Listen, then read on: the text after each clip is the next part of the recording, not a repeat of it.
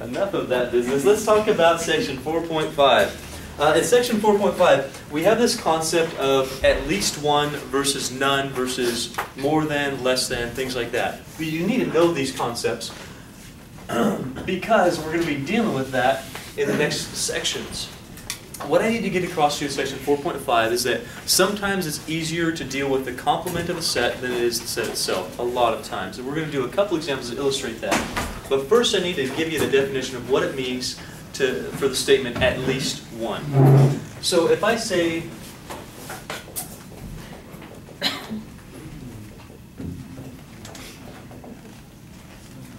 at least one, what does that mean to you? At least one. Say that again? One or more. Okay, so one would satisfy that, or two would satisfy that, or three would satisfy that, or four would satisfy that, or more than that would satisfy that, right? What's the only thing that will not satisfy at least one? Good. So we're going to say two things about at least one. Firstly, at least one means one or more. So 1, 2, 3, 4, 5, 6, 7, forever. Does that make sense to you? The complement, therefore, is the complement of at least one is, what would you say the only thing that doesn't satisfy at least one is? Zero. The complement of at least one is none. Zero. That's what we're going to say about this. So at least one means one or more.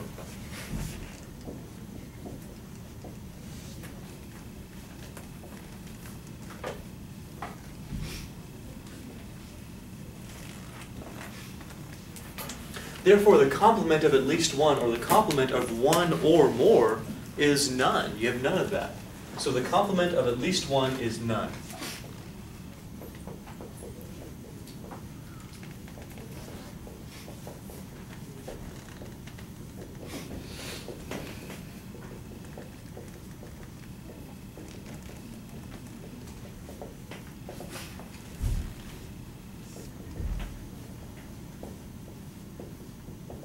If you don't have at least one of something, you have none. If you don't have at least $1 or at least some amount of money in your pocket, then you have no money in your pocket. That's the complement there. What's nice about this is this leads us to this definition mathematically for at least one. If you're talking about the probability, if you're talking about the probability of at least one,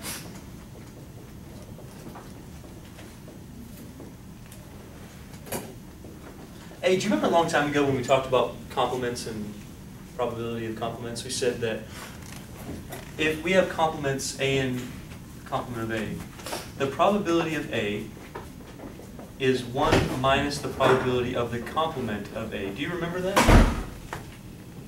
Yes, no? It was kind of a basic idea, really.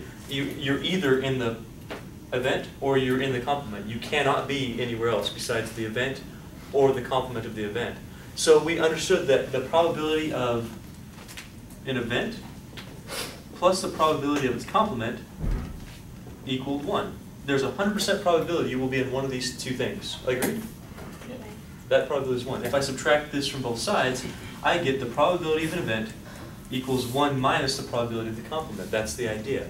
Well, if my event is at least 1, we're talking about at least one of something. What was the complement of at least one again? At least? None. None. Zero. Or the probability of having none of whatever you're talking about. The probability of at least one is 1 minus the probability of none. I need to raise your hand if you understand that concept. You're either going to be at least one or none. You understand that? You're either going to have one or more of something or none of something. There's only two situations there. You can't have at least $1 and have no dollars. You can't have no dollars and have at least $1. It's either vice versa, or sorry, it's one or the other. So if we're either here or here, then this equals 1 minus that probability. It is this situation. This is the complement of that situation. Now, why do we do that? Well, we do this because sometimes finding this probability is very, very hard.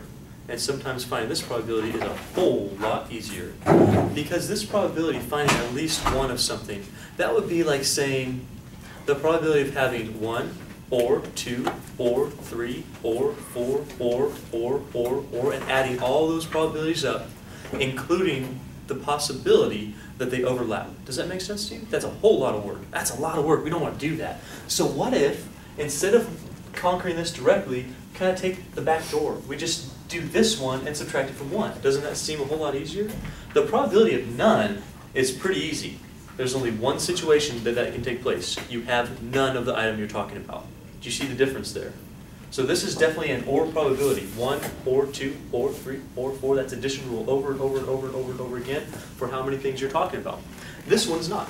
This is very easy probability. It's just one situation where you have none of the outcome that you're talking about. Would you like to see an example? Because it's all very vague right now. Yes. I'm glad. Oh, you almost had it. Almost. It was like right there. Dropped it.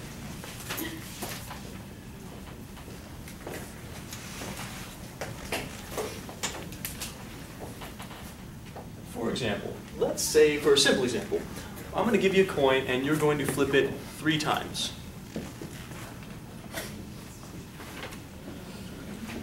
What I want to know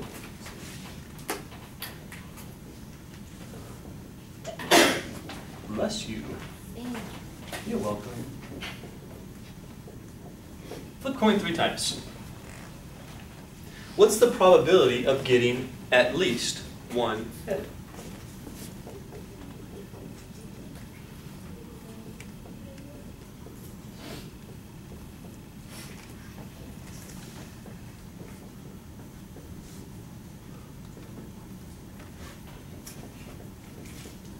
There's that term, at least. Again, what's the probability of getting at least one head in this case? So we're looking for the probability of at least one head. I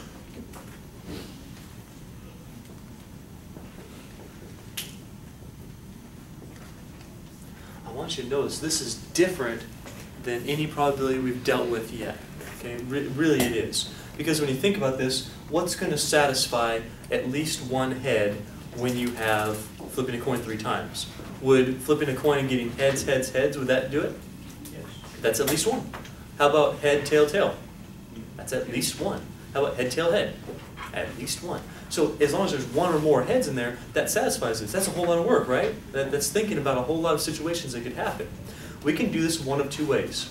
The first way, if you did this according to the sample space, you could do this problem. So let's talk about the sample space of flipping a coin 3 times, okay? Remember what a sample space is? Yeah. Tell me what a sample space is then. What's a sample space? It's all your possible outcomes. All your possible outcomes. So everything that could possibly happen for our procedure, which is flipping a coin, how many times? So we can't just get head, because we would have head and then 2 other situations come out of that. So first thing that happened, you could get head, head, head. Tell me the next thing would happen. That could happen. Perfect. And we can cycle through that. We've done this before. That's all 4 situations starting with the head. We could start with the tail as well. Tail, tail, tail.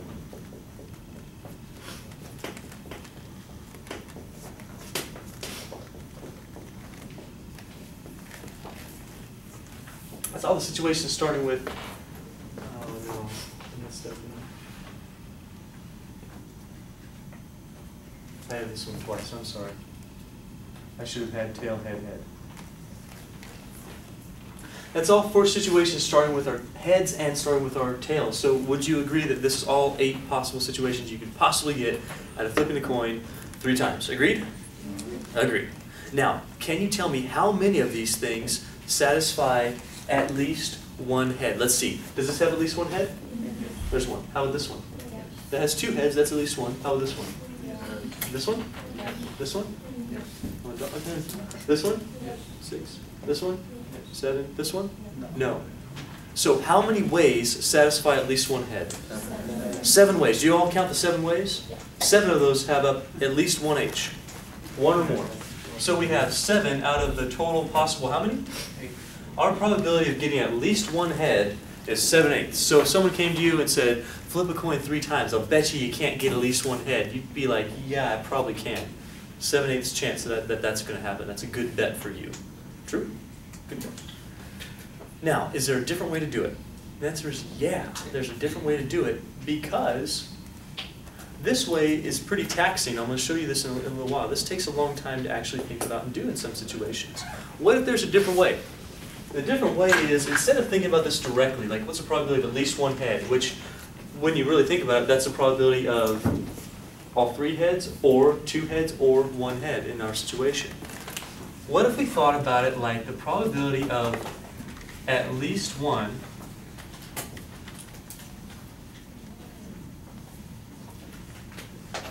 as 1 minus the probability of none? But we have to think about, what does the probability of no heads entail? If you have no heads, what are you getting?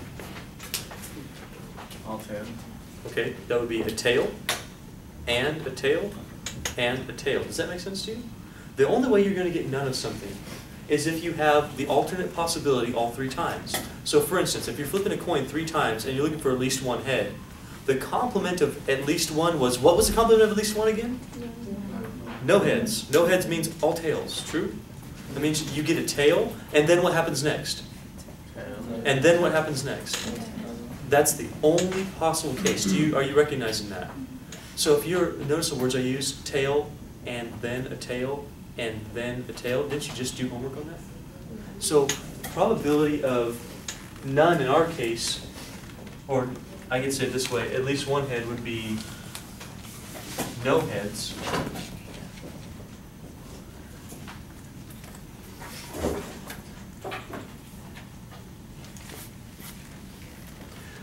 Would be the same thing as the probability of getting all tails.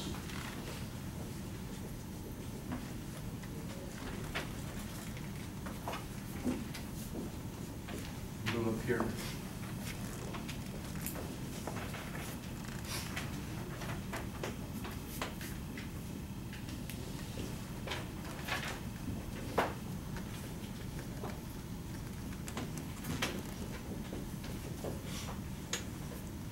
Well, if we have the probability of all tails, what all of something means, if you had every single flip of the coin was a tail, that's a tail and a tail and a tail. You see the multiplication rule coming out at you?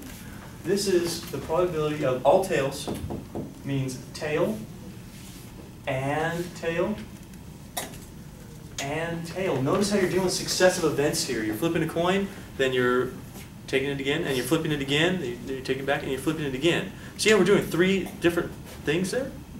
So, firstly, the question is, are these things independent? Is flipping a coin independent or dependent? What do you think?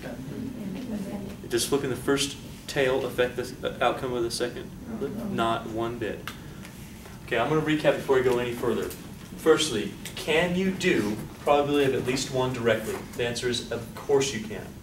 You just have to draw the sample space and kind of think about it. Or do the probability of 1 plus the OR probability of 1, or 2, or 3, or 4, with however many flips of the coin that you have. You with me on that? You could do that. That's directly. Or you could do it using the complement. The complement of at least 1 is none. If we just find out the probability of getting no heads in this case, or no heads means all tails, right? Yes? There's no heads, tails, and bananas. That doesn't really make sense. So it's either you get heads or tails. So your no heads means you're getting all tails. If you get all of something, that means every time you repeat the procedure, you're getting that same outcome, right? That translates to a tail, and then a tail, and then a tail for however many flips of the coin that you have. Not sure if you understand. Okay. If you have T and, not like the AC/DC song, T and T. Down. Over it. If you have T and T and T and they're all independent, then what this comes down to is simply 1 minus, what's the probability of a tail and a tail and a tail? Well, you tell me this. Probability of a tail and a tail and a tail, if they're all independent, what's the probability of flipping your first tail? Flipping a coin, right? 1 out of, there's only 2 sides. This probability is half for the first tail, right? Times, multiplication rule, that's the and. What's the probability of getting the second tail? Does it change? That means they're independent. What's the probability of getting the third tail? Are you still with me here, folks? Do you see where the 1/2s are coming from? Remember this, I can do the extra step here if you really want. This is the probability of t times the probability of a tail times the probability of a tail, which is what you're doing. They're just all happen to be independent, and you don't need the conditional probability on that because it doesn't change. Okay, so what is 1/2 times 1/2 times 1/2? How much is 1 times 1/8? Yes. Anybody? Sure. Did we get the same thing? Did the probability come out the same? Did I lose you? No. Lost some people. I can tell. See, some of you are just tired from the weekend. Some of you, I don't know what's going on. No idea. Here's what's going on. This way made sense to you because we did it directly. We listed every possible outcome. We counted up the ones that had at least one head. Here we're doing the backdoor version of this. We're saying, I want to find the probability of getting all tails. Now you'll notice, when we looked at the probability of getting all tails or a tail and a tail and a tail, did we even look at your sample space?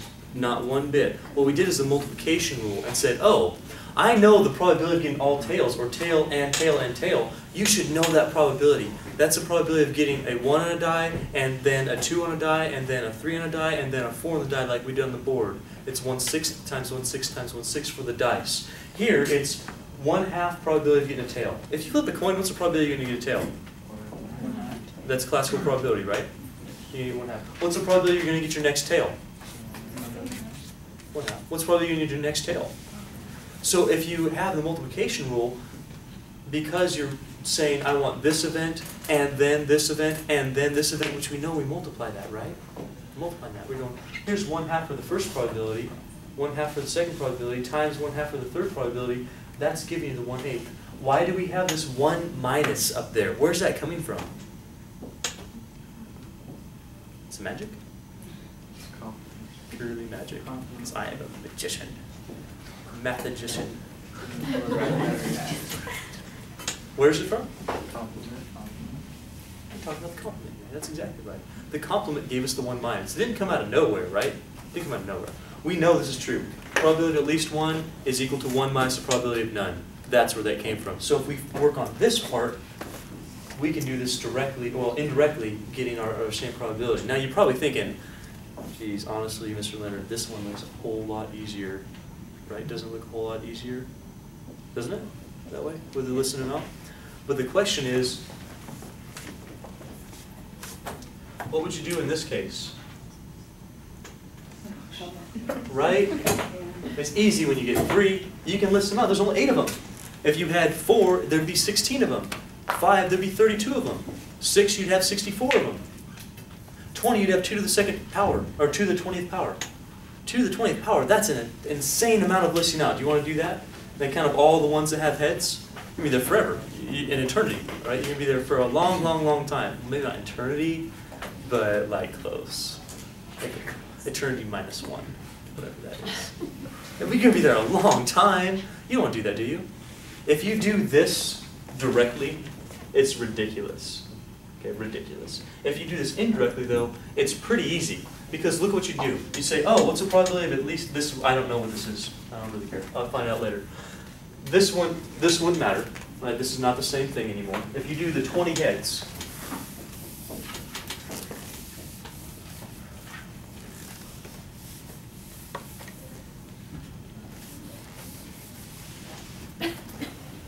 if you do the 20 heads, probability of at least 1 head, I'm not even going to go try to do that directly. I'm going to go indirectly because I know the probability of at least 1 head is 1 minus the probability of no heads because those are complementary events. That's 1 minus the probability of all tails in this situation. That's 1 minus the probability of a tail, and dot, dot, dot, dot, dot, forever, well, like for 20 of them. And then, and a tail. 20 times. Could you do that pretty easily? Yeah. Sure. What's the probability of getting your first tail? What's the probability of your second tail? How many times are you going to do this? 20 times. You take 1/2 to the 20th power. That's what 1/2 times 1/2, 20 times mean. 1/2 to the 20th power. What's 2 to the 20th? Someone tell me that. Someone with a calculator tell me that. 2 to the 20th. It's big. How much? 2 to the 20th.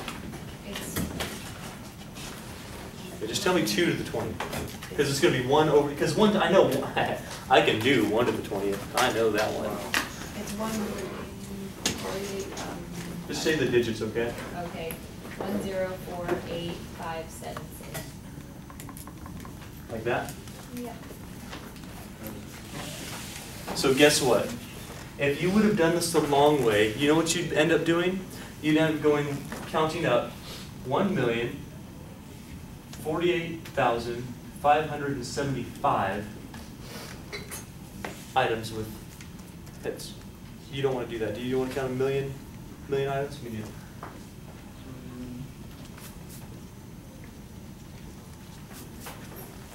If you do 1 minus that, it's just this number over itself, and you subtract 1 from it. That's where the 5's coming from.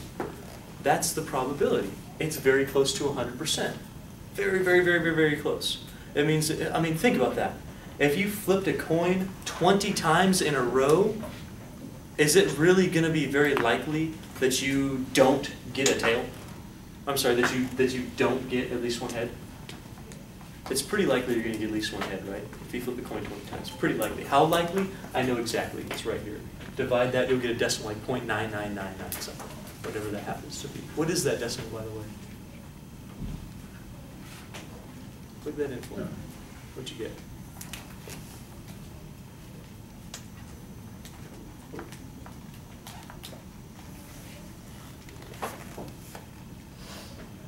What'd you get? 9999. Forever? Oh. There's 6 9s and then 046. Okay, pretty close to 100% probability, right? That's pretty darn certain that you're going to get at least 1 head. Now, one more thing to point out to you, if you did not read this in your book, which you were supposed to read this in your book, rare and usual for probabilities. If you have less than a 0.05% chance, that would be called a rare occurrence. So is this rare? Well, it's pretty darn usual that you're going to get at least 1 head. I mean, this is almost 100% chance you're going to get that. If your probability was 0.05 or less, then the probability would be considered unusual. Some people understood that right there. Do you feel okay on this example? Do you have any questions on that example? You're so quiet today. Do you see why we might want to learn this way as opposed to hammering straight at it? If we hammer straight at it, yeah, you'll be able to do it for like flipping it 3 times or 4 times, but as soon as you get to like 5 times and you got 32 different possibilities, that's just annoying to write out. You don't want to have to do that. So this probably is a better way to do a lot of these at least 1 type of scenarios. Guys, are you with me today? Yes. Okay. Antonio, you had a question? You actually covered it. I did? Yeah. Like I know what I'm doing? Exactly. I love that. Okay, seriously though, any other questions before we move on? All right, I'm just going to tell you something. We're not going to really use this a whole lot. It has to go back to conditional probability.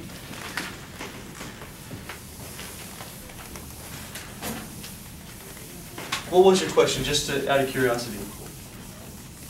Oh, I was going to say, I pretty much saw that same thing. Oh, the 20? Exactly. Yeah. I was like, so we just, well, I was thinking more with dice. So I was like, so if we're going for like 1 out of 6, you know, we just go 1 out of 6 and then take it to like 100 power. Sure.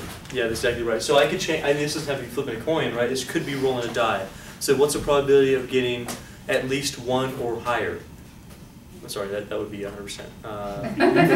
At least 2 or higher. The complement of that would be 1. You could say, well, that's, instead of doing, I can get a 2 or a 3 or a 4 or 5 or 6 on 20 rolls of die, that'd be very hard to do that. You say, okay, then the complement of that is getting a 1 every single time for 20 rolls or whatever. So you could do it that way as well. Good question. Of course it was good, I answered it right. I mean, come on. Just joking. You know, I feign this kind of cockiness. I'm just joking about that. Conditional probability, folks, what does it mean when I say this? What's it mean?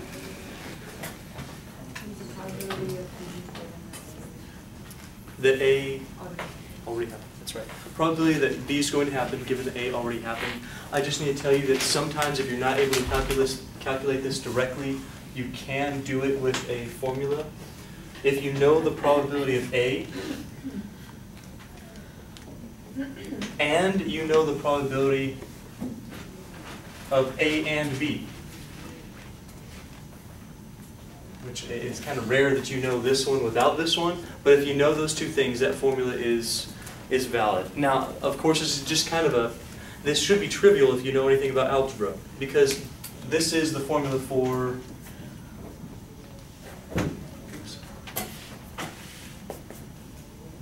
this is the formula for the probability of A and B when it's A and then B occurring for two successive events.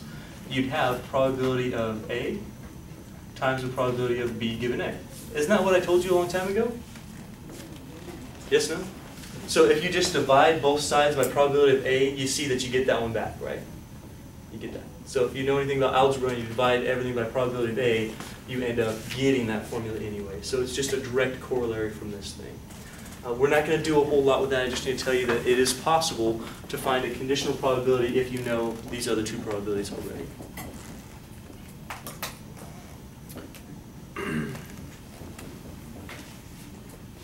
Let's look at one quick example of one way we can kind of see this scenario in a table, and then we'll call it good for this section.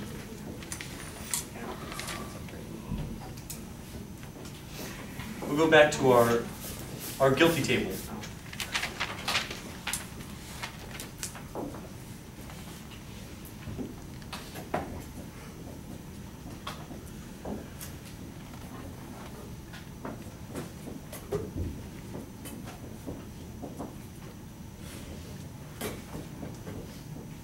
Is this 11 or 9? I forgot. Do you remember?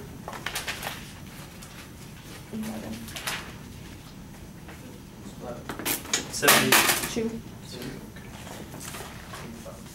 85.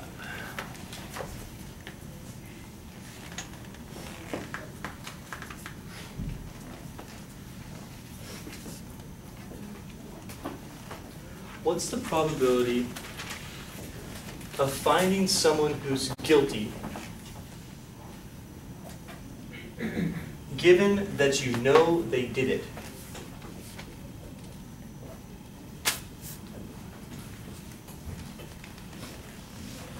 This scenario says, given that you know they did it, what's the probability of finding someone who's guilty? Given that you know they did it. If they say, given that you know they did it, like that, given you're already in that situation, that event happened, that they notice that this is a combination of two events. Do you guys see the two events? One event is whether they did it or not. The other event is whether they were found guilty or not. So this is a combination, a structuring of two events. You with me on this? So the first event, you're saying the first event already happened. They either did it or they didn't do it. So they're in one of these tables, given one of these columns. Given that they're in one of these columns, what's the probability that they're going to be found guilty? That's what this situation says. Are you with me on this? So given that you know they already did it, what's the probability that they're going to be found guilty? What this does to our table, notice, if you already know they did it, are you even going to care about these people? If you already know they did it, this is where you're looking. Do you care about this side? If you know they did it already, you're only looking at this column. How many people are guilty in this column? How many total people are in this column? Where'd you get 81? Notice how we've eliminated half our table there. We've eliminated half our table because we're only looking at the did-its. This already kind of limited what we can choose from. Say, oh, there's only 72 people who did it out of a possible 81 who did it. If we know they already did it, that limits what we have to look at. How many people understood that? Raise your hand if you did. Okay, find one on your own for me, and then we'll call it good for our section. What's the probability that someone did it, given that they were guilty? So I'm flipping it. Why don't you see if you can figure that one out?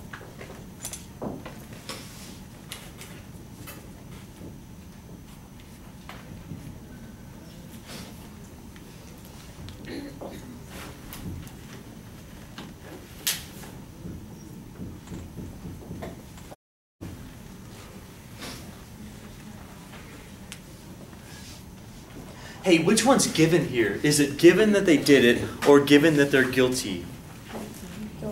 Given that they're guilty, find the probability that they did it. So you need to know how to read this problem, right? I mean, read this problem correctly, right? You know how to read it right too, whatever. So if they're guilty already, you know they were guilty. Right here that tells us we're looking at this one. Did you look at this one? This row. So it says they're already guilty. Tell me what's the probability that they actually did it. How many people actually did it who were found guilty? 72 out of how many? 88. Wait a second. Are these probabilities the same? What this says is that conditional probabilities, if I flip them around, are not necessarily the same. They can be different. You're talking about two different scenarios. If one thing happens before another thing, it can change that probability. Glad you have you with me on that one. Okay, find one more on your own, then we'll be good.